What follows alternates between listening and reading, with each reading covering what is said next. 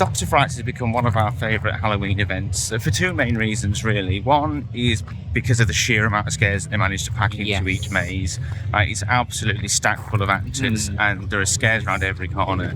And the second one is just the sheer chaos of the whole place. It's such an unhinged theme here every single year. It's just... They change it every year as well, so it's never the same maze, which is really good. And it just really stands out as having its own personality. This year is Horrorfest, which is a horror-themed music festival, because of course it is, why wouldn't it be? It's Dr Fright. So we have 7 mazes split out into 4 different tents, including raving zombies, death metal demons, and Mexican lizard people. So as with previous years, all the mazes are in one route, so you go through them one after the other, but there are a few breaks in between. First up, we have the demonic tent and the gore tent. I think the demonic tent is the one that I'm looking forward to the most. They're my favourite 2 mazes in that section. So we are going to head in and we will catch you at the halfway point, won't we?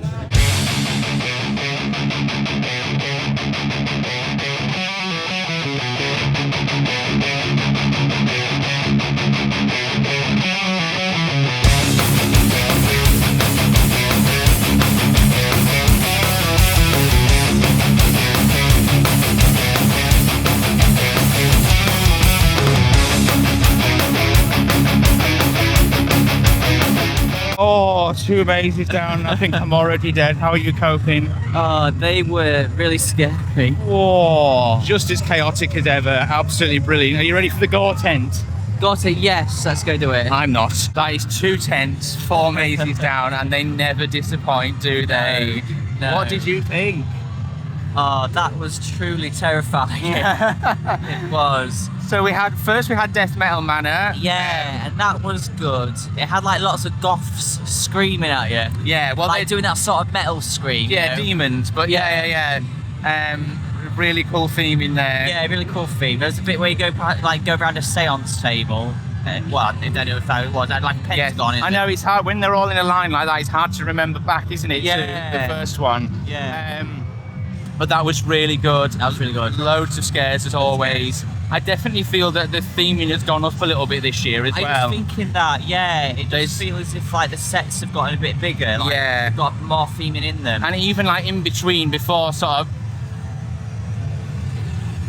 our man has arrived. I can't see him on the camera. You'll find out why we always say don't skip a beat.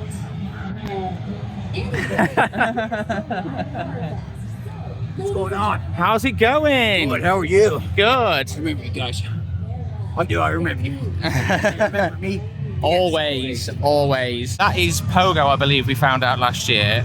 He's here every year, he's just brilliant. He always roams around in the...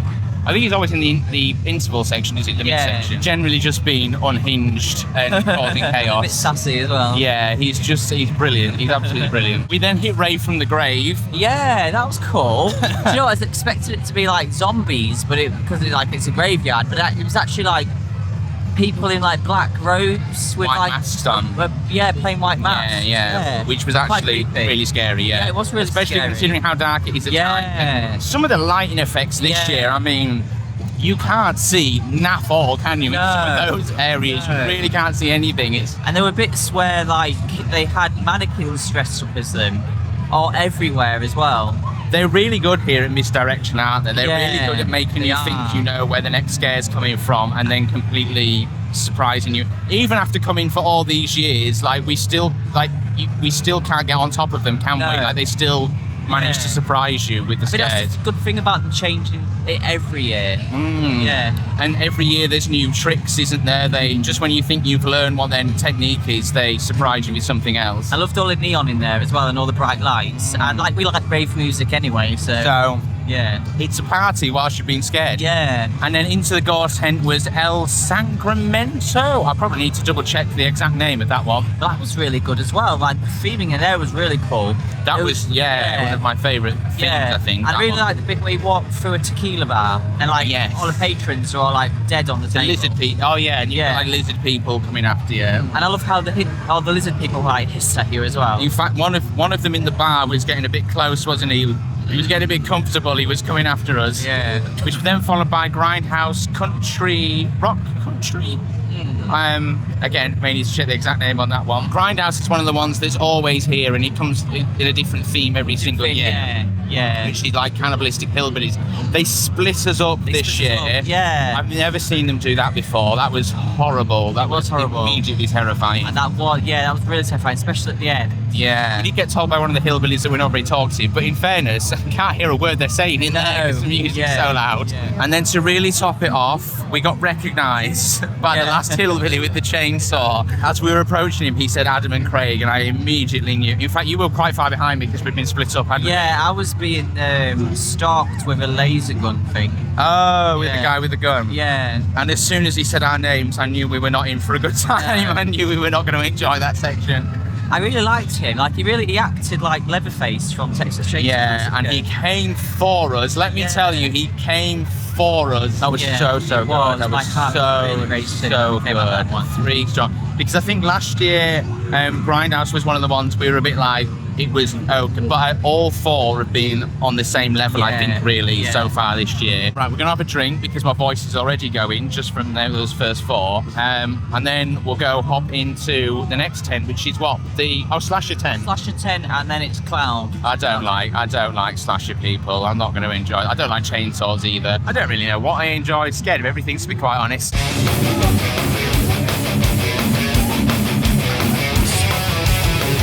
That's so creepy.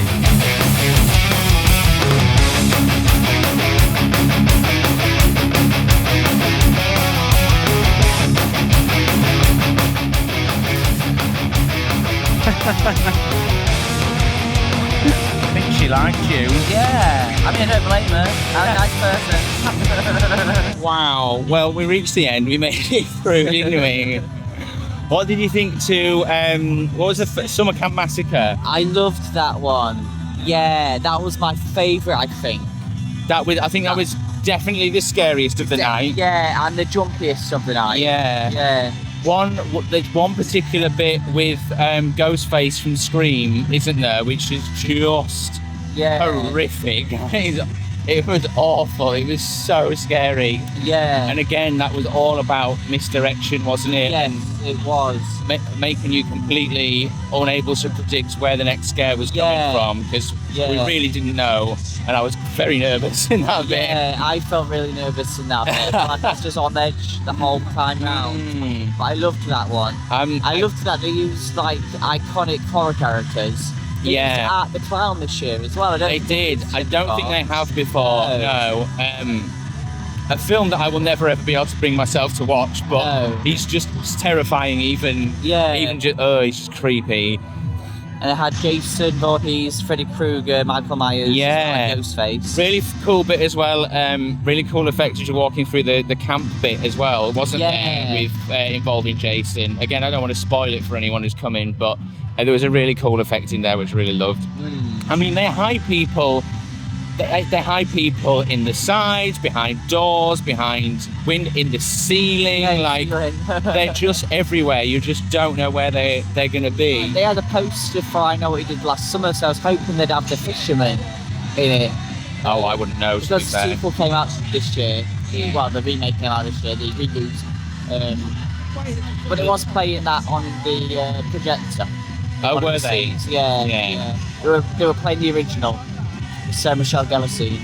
Considering how well that film's gone down, they probably decided not to put it in the end. That was then followed by Play Me and Die, which was, I think that's an original. Yeah, with original. These really, really hideous, creepy smile face people. Yeah, they were creepy. No, they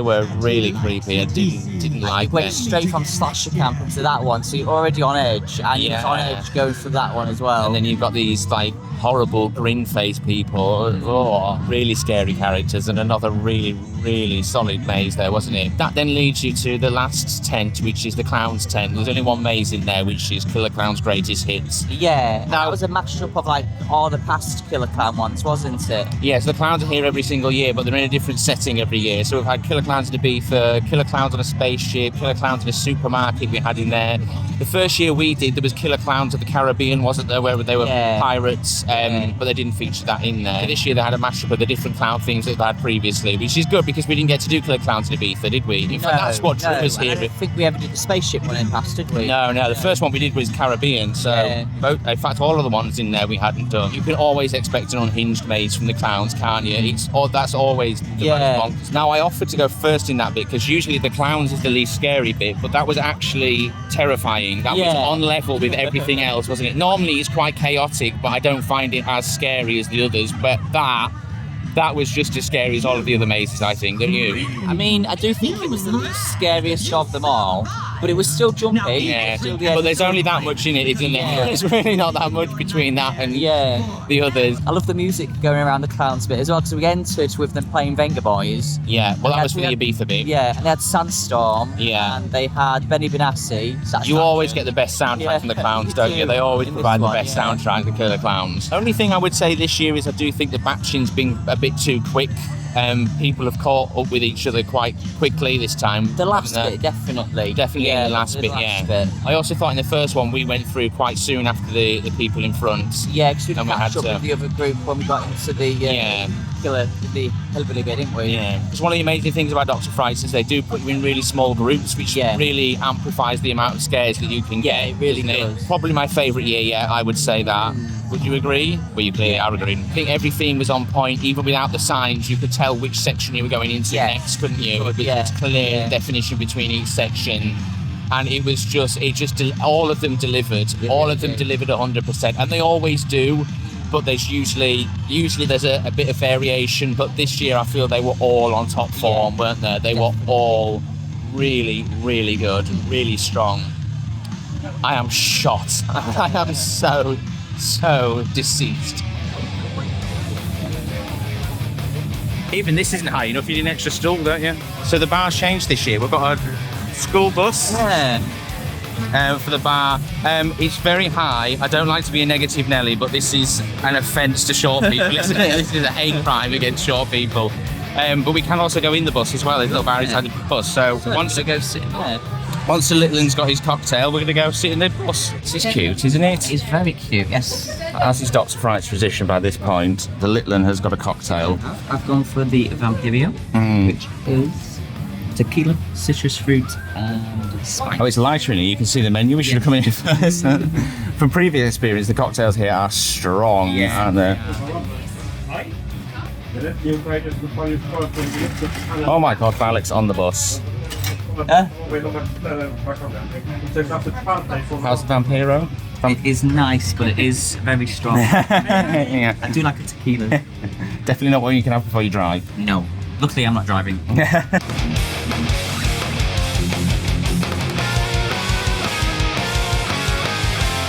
One thing we love as well is that they have this horror cam in the bar at the end, so you can watch people going through the mazes and capping themselves. So we've just been on a quick souvenir hunt, haven't we? We've got our photo from the beginning, and very exciting, Finally, ta-da!